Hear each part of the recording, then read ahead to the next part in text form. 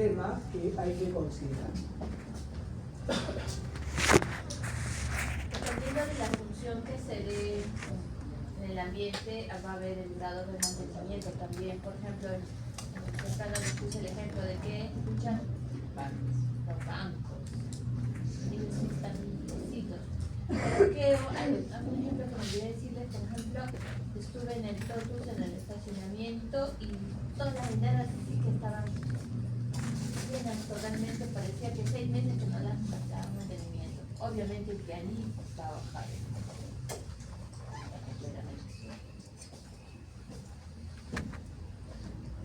¿Qué tendría que hacer? Supongamos que el factor de mantenimiento hubiera sido 0.9.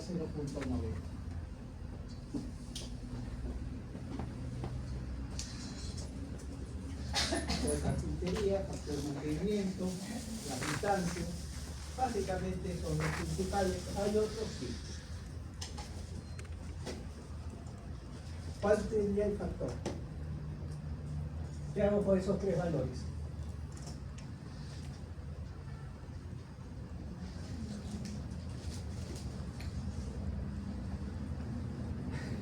¿Qué hago con esos tres valores? ¿Lo sumo? No, cierto. Porque en práctica he visto a veces que lo sumo. Entonces me dicen, si no hago nada, si no hay cristal, o sea, es un hueco, es un vano, me entran 500 luxes, pero después que pongo todo esto, me entran 700. No sería lógico, ¿no? Porque ahí dirá, bueno, sumo 93 más 90 más 85 y me da 2 puntos, casi 2.7, casi. Sin hacer nada me entra 100, ahora que pongo esto me entra 270, no. ¿Qué tendría que hacer con estos valores? Son factores de reducción, ¿qué cosas? Multiplicar. Es como yo te diga, yo gano 1000, de los cuales yo no recibo 1000 porque me cuentan AFP, me cuenta esto ya. Recibo, por decirte, 900. Y de esos 900 yo dejo a la iglesia mi diezmo, 10%. Mentira, no dejo. Bueno, eventualmente es como sencillo, sí. Entonces, ¿qué voy a hacer? Supongamos que mis impuestos sean 10% y la iglesia 10%. ¿Cuánto me va a entrar? ¿80? No. Será 100 por punto 9 por punto 9. O como las propagandas de ofertas, dicen 20 más 20 de oferta, ¿no? 20% más 20%. ¿Realmente te está dando 40? Ya lo van entendiendo, ¿no es cierto? ¿Cuánto te está dando? 36. Primero 20 sí, los segundos 20 son 80. Entonces, así funciona. Esto me reduce luz, el otro también, todos los elementos que hago con ellos los voy multiplicando. ¿De acuerdo? El producto de 0.93 por 0.85 por 0.9, ¿alguien me dice cuánto da? Para tener claro el ejercicio.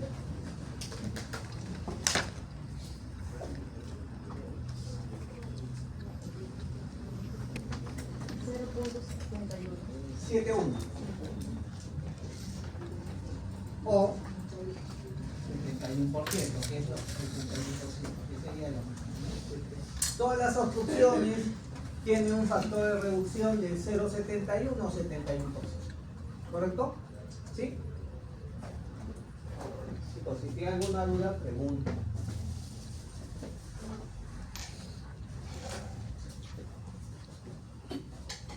La siguiente vez. Entonces, tenemos esto, ese factor de reducción, si fuera este el ejemplo, tendría ese valor. Les voy a poner un ejemplo. Si la cantidad de luz directa que me llega es 5%, el CRI es 1% y el factor de reducción es, digamos, 50% o 0.5%, la cantidad de luz que realmente estoy aprovechando va a ser 3%. ¿De acuerdo? ¿Sí? En este momento estamos ejemplo, Wi-Fi que se ha dado de datos, pero en la segunda parte de la parte natural vamos a ver que siempre. Si yo tengo edificios y me generan obstrucciones, ¿qué sucede? ¿Tengo luz directa? No. En el caso del edificio es divino. El problema es que muchas veces usan software. He visto trabajos que han puesto software, todo se ve bien, el informe está espectacular, pero a la hora que te lo miras, esto falso, se va a decir, está mal. Así es, mirando. ¿Por qué? Porque miras la descripción y se olvidaron de colocar los edificios que rodean al edificio que está haciendo el cálculo. ¿Qué pasa? Que estás calculando como que estás haciendo una montaña, ¿no? O sea, que tienes luz de todos sitios, cuando en realidad tienes los edificios que te obstruyen. Entonces, si tú bien puedes usar un software y deberíamos usar un software, hay que poner las obstrucciones que generan no solo los edificios, sino la topografía. Hay elementos que hacen que entre menos luz. En algunos casos, la topografía que está muy lejos, por reflejancia de otras superficies, como que no te reducen tanto que un edificio, obviamente, que está pegadito. ¿De acuerdo? Bien, pues hay que tener en cuenta que lo que consideramos es lo que vemos. Si veo cielo, lo calculo. Si no veo cielo, no lo calculo. Si veo la mitad del cielo, calculo esa mitad. De repente yo tengo una ventana, pero yo tengo el perfil de la ciudad. O sea, miro todos los cerros, o sea, todos los edificios y hasta un cerro por ahí.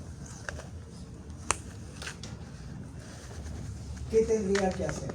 Obviamente no voy a calcular todas esas irregularidades, lo que puedo hacer es más o menos.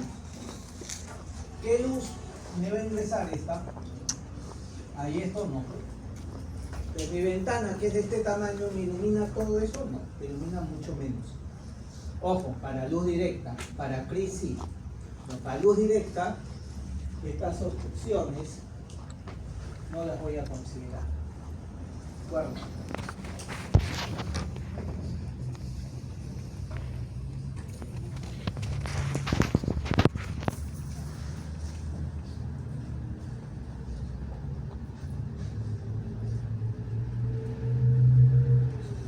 Acá vemos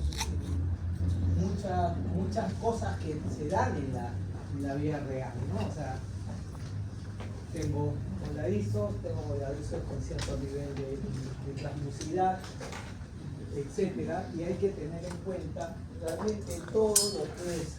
El problema, repito, es que lo que nosotros queremos lograr es tener una estimación de si va a estar bien iluminado o no. Inicialmente no nos interesa el dato exacto.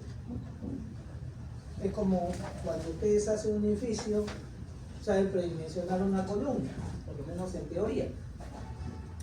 ¿Sabes cuánto es medir la columna? ¿Sabes realmente la cantidad de flujo que está dentro? De repente tienes una idea de que hace esto en obra, qué sé yo, pero no te están enseñando en la facultad de calculación. Ni te enseñan por qué, porque tú requieres algún predimensionamiento. Entonces, así como tú tienes un estimado, igual va a pasar en otras especialidades, tienes que tener un estimado.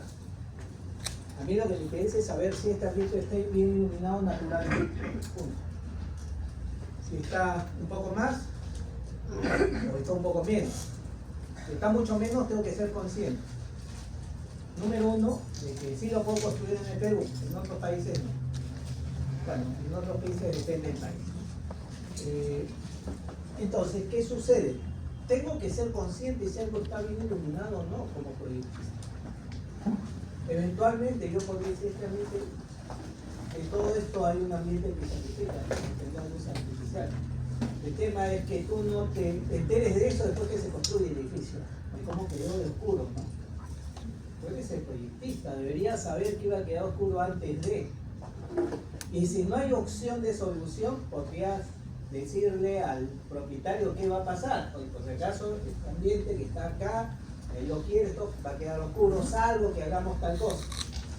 Este cliente te dice, déjalo oscuro, después el uso de depósito. Por ejemplo, este edificio que está al frente, que ahora entra en la Fab Lab, no había estas escaleras, era a nivel. No existía esa puerta. Por lo tanto, ese ambiente allá no tenía luz. Una pequeña fuente de luz hacia el otro lado. ¿Por dónde se entraba? Por la escalera acá, en un sótano, en un depósito. Sin nada de luz y húmedo. ¿Tenía uso? Alguien tuvo la brillante idea de darle vida, creando ¿qué cosa? Un ingreso, bajando por acá y permitiendo un ingreso de luz natural. Pero fíjense la importancia del espacio. El Fab pudo haber estado ahí y decir baja por acá y te ahorras todo eso. Pero como proyecto, si es que fue diseñado para algo distinto de depósito, era mal diseño. El problema yo creo que más que todo eso fue porque iban a venir con que poder más iban a venir de extranjeros. Iban a ver También esas era cosas todo un tema que tuvo una relevancia, ¿no? Fue el primer Fab de Latinoamérica, que se instauró con una serie de beneficios económicos para la facultad, capacitación para muchos técnicos, con profesores del INETI. Entonces había un tema que justificaba decir dónde van a vivir, ¿no? O sea, imagen. Imagen. Imagen íbamos a dar. Terminaron optando dárselo a otra sede también, ¿no? A otra universidad de otro país de América también, muchos se sabe. Entonces, sí hay un tema importante cuando vemos la parte de iluminación para lograr tomar decisiones.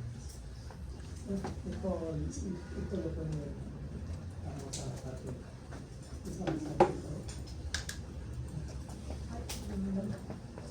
Está bien, esto sigue el mismo proceso, ¿no? O sea, la luz directa, indirecta, ahí está lo que acabo de explicar con un ejemplo, en este caso, el componente celeste, la luz de línea directo, el coeficiente o componente de reflexión interna y el de reflexión externa.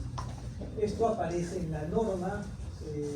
A mi entender, hay cosas que están en la norma que esta tabla es ilógico que lo tenga, porque si hablo de arquitectura o de diseño, ¿a qué me interesa saber cuántos luxes llegan en una sala de qué?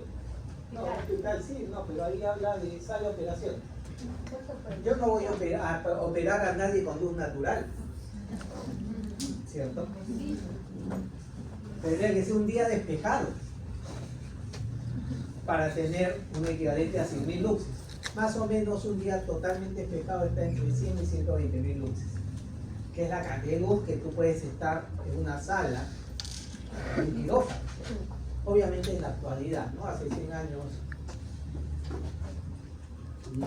pero ahorita los niveles de iluminación son muy altos para una sala de operación. Entonces, no tiene sentido colocar niveles de iluminación a actividades que se van a usar fuentes complementarias. Voy a poner otro ejemplo, una oficina. Una oficina actualmente la norma dice 500 luces. Hace 30 años la norma decía 300. Era muy pobre, entonces ¿qué pasaba? Si le ponías 300, ¿qué iba a pasar? La gente iba a prender la luz artificial.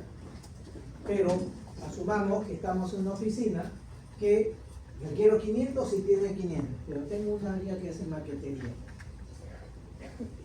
500 es insuficiente. ¿Qué van a hacer? Van a poner una lámpara puntual para esa área. No van a ponerle 2000 luxes o 1500 luxes a todo el ambiente porque ahí hay un patio en una esquinita que hace maqueta. No tiene sentido.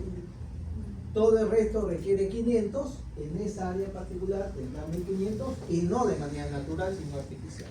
Entonces hay que entender también que si vemos que hay ambientes que requieren niveles muy altos, esos niveles muy altos no se van a conseguir con luz natural.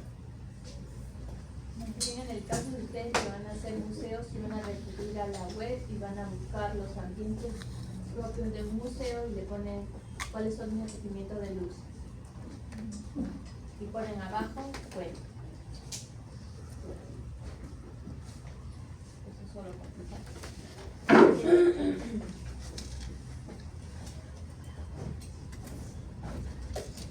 Bueno, aquí están los factores de reducción, así como otro ejemplo, ahí está lo mismo. Siguiente, esto lo vimos al inicio para explicar la fórmula. Están los valores justos que también lo expliqué en pizarra. N es L sobre D, que es H sobre D, y R1 sobre la R cuadrada de 1 sobre 4. Aparece una S que, si bien han visto en la fórmula, no aparece en ningún sitio, pero no aparece en la fórmula del plano horizontal. En las otras dos fórmulas sí va a aparecer. ¿De acuerdo? No, déjalo ahí. Entonces ahí tenemos las tres fórmulas: plano horizontal, vertical y paralelo. ¿Cuál van a usar para el museo? Todas. Depende de dónde esté la pared. O sea, si tengo un cuadro allá, será el paralelo. Si tengo un cuadro acá, será el vertical, lateral si quieres. Y si tengo algo en una mesa, no es que tenga que calcular en un punto todos, no. Tendré algunos puntos que usaré la fórmula A, la otra la B y la otra la C. O sea, no es que tengo 15 puntos o 20 puntos si somos un grupo de 4. Sí, pues, 5 puntos te va a tocar a ti, por decirlo, ¿no? O sea, no importa si es horizontal o vertical. Lo que sí les expliqué cómo era el punto. A ver, ahora tú, Lucha, le explícale a su compañero cómo era un punto.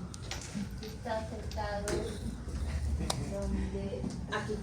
¿Cómo sería eso? No. Acá. ¿Cómo sería acá? Es un plano horizontal, se tiene que calcular de las ventanas ahí. Y la puerta sí es una montaña. Todas las fuentes de luz. Cuando yo digo, Para ese punto. yo quiero saber cuánta luz llega acá. A este punto tenemos aportes lumínicos de eso, eso y eso. De repente alguien dice, profe, yo por ahí veo todo el edificio, no veo otra cosa. Aporta luz directamente. Entonces descartaré o toda la ventana o parte de la ventana. Ah, por allá yo veo el edificio de 2 pisos, entonces esa parte de arriba. ¿De acuerdo? Estimaciones. No es que tenga que ser un cálculo exactito. La idea es que no nos estanquemos en un cálculo sumamente engorroso. El caso del ejercicio sí demora un poquito porque la idea es que ustedes sepan cómo enfrentar un cálculo bajo distintas condiciones. O si lo van a meter en un software, sepan qué consideraciones deben tener, porque muchas veces, repito, he visto varios trabajos que nos meten a un software y el resultado está mal. Entonces es peor todavía, porque yo puedo decir, oye, profesionalmente me he esforzado en obtener el mejor resultado para ello, en mi modelo 3D, me metí un software y aquí están mis resultados. Y resulta que tus resultados dicen que llega más luz de lo que llega después. Frustrante, ¿no? O sea, imagínate que tú en tu cabeza estás feliz porque ves tan bien iluminado el PC con tu y dices, ¿qué pasó? Esos software no sirven. Es lo primero que vas a pensar. Y muchas veces el problema de los software son de dos tipos. O no pones obstrucciones externas, o la otra opción, pones todas las obstrucciones externas, pero te equivocas de las condiciones o características del cielo. Si yo afuera digo que entran 10.000 luxes, y acá y a este punto llega el 10%, bueno, será el 10% de 10.000. Pero ¿qué pasa si yo te dije que afuera entraban 30.000? Ahora, imagínate que llega a 10.000 y acá me llega el 3%. El 3% son 300 luces, es muy poco, yo quiero 500. Pero resulta que afuera pusiste no 10.000 sino 30.000. Ah, acá me llegan 900 luxes, yo necesito 500, estoy sobrado, déjalo ahí. y estás teniendo un gato que te arroja los ojos. Y tú estás pensando que está recontra bien iluminado, de repente tiene 300 luces en lugar de 500, como mínimo. ¿De acuerdo? Entonces, nosotros diseñamos ¿para qué? Para las peores condiciones. condiciones. ¿De acuerdo? ¿Con qué propósito? Porque, bueno, si yo veo que las peores condiciones no llega, puedo ver, oye, ¿qué pasa en otros meses? De repente digo, ¿sabes qué? No hay forma. Junio, agosto, prenderemos luz. El resto del año está bien iluminado. Eso acá. Pero la mayoría ahora, ¿en qué mes tienen que considerar? Los que están trabajando ahora en el hemisferio norte, ¿qué mes? Fíjense los datos ¿En qué mes? de cantidad de luces. ¿Cuándo están en invierno en el hemisferio norte? ¿Qué está su diseño? Diciembre, enero. Entonces, ¿para qué meses tienen que hacer? Para poder. No. Las peores condiciones. ¿Cuándo creen que va a haber menos luz? ¿Cuándo es el invierno en el hemisferio norte? Diciembre. ¿En qué mes tienen que trabajar entonces? Diciembre, enero, febrero. Ahora Se sí. fija uno los datos, como lo vimos en clase, de la cantidad de luces que hay al exterior. ¿De acuerdo? Es una manera de ver. En este caso es un ejemplo que a veces tú ves a través de una ventana, y ves O te mandan esta foto. que hay una reja, aparte hay una carpintería de madera, aparte hay otro factor que no le dije, son factores de sombra que pueden estar ocasionando esos árboles que veo. El volado, bueno, yo tengo una parte de cielo que veo, y de repente si hacemos un zoom,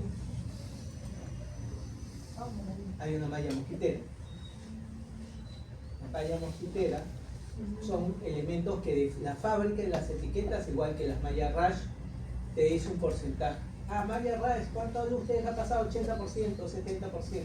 Eso es lo que tienes que usar, ese valor. ¿De acuerdo? Entonces puedes tener una serie de elementos que impliquen. Entonces cuando tengo tantas cosas así, así pues, lo más probable es que no llegue la luz suficiente. O inclusive, puede ser que tú tengas factores de sombra producto de las hojas de un árbol. ¿Correcto? Pero ¿y qué pasa si el árbol es de hojas caducas? Se cae.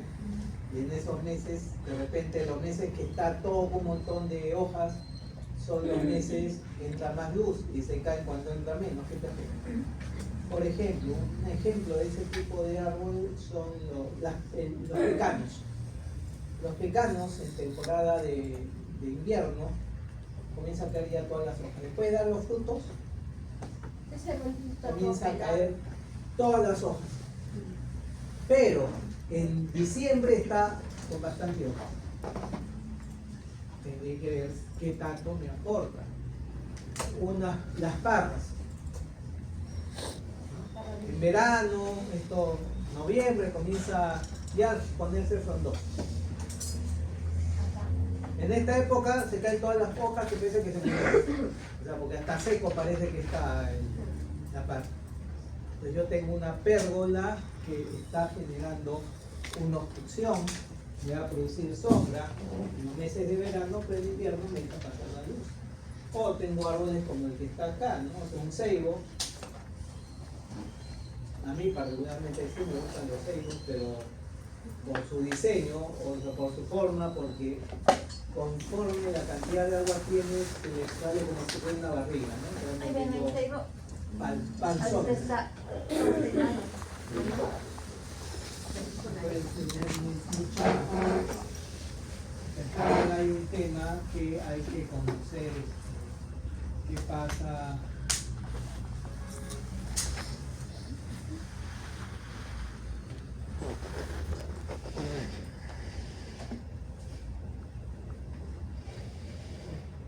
Son de tallos verdes.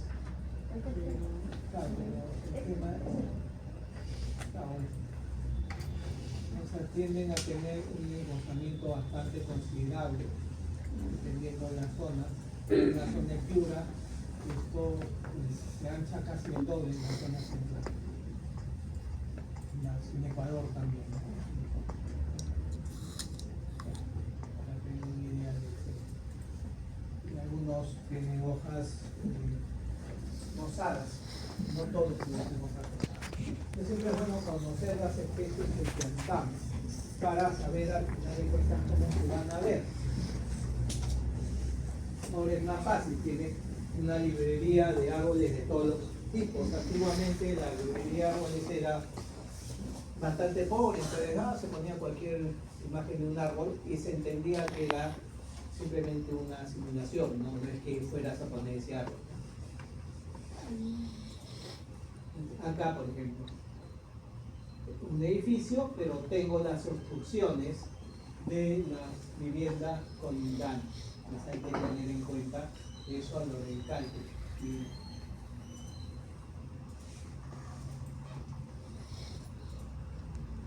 Bueno, acá el cálculo que lo vamos a ver después. Por ejemplo, ¿no? Este punto, y realmente de esto, la parte que va a iluminar es esta. Aunque tú tengas toda la ventana desde acá, ¿no? Es toda la ventana, pero realmente lo que te va a iluminar es esa porción que está por encima. Y por eso es que es importante las obstrucciones, porque obviamente, matemáticamente, toda esta ventana me va a dar fácil 3-4 veces la cantidad de luz que ese pedacito. Puedo tener una percepción errada del resultado si no tengo en cuenta las obstrucciones. Siguiente. Sí, son ejemplos de cálculo. Voy a hacer un ejemplo quizá. En la norma, bueno, esto es lo correcto, pero los valores son muy conservadores. No son valores que se acerquen a la realidad. ¿En qué sentido? Son bastante bajos. Ahora bien, todo dependerá, pero puede ser que sean reales. Sí, todo es posible que sean reales. Si yo hago un lucrómetro y salgo a las 6 y 10 de la mañana, posiblemente voy a tener 4.000 luces. Y si salgo 6,1, un día que, digamos, los solsticios que recién, o los equinoccios, perdón, a las 6,1 ya salió el sol, yo estaría bajito, o lo mido a las 5:50, sí, pues voy a tener niveles muy pobres. Pero como no te dicen a qué hora ha sido tomado o cuál había sido el criterio, sí terminan siendo valores muy conservadores. Generalmente son un poco más altos que ellos. ¿Cómo saberlo? Una de ellas, viendo trabajos. Por ejemplo, hay una tesis de la Universidad de Valladolid que hace un estudio del Centro Histórico de Lima de la iluminación, y en su trabajo lo interesante es que se tome el trabajo de hacer mediciones durante un año de la cantidad de luces. Es un año, deberían ser promedio de varios. No, en luz no es necesario, porque yo tomo todos los días. Puedo descartar el día soleado y me quedo con los días no soleados. Así de simple, voy a tener los niveles, por ejemplo, en junio. Valor. Con un año me basta. Tengo 30 días, 30 valores para promediar.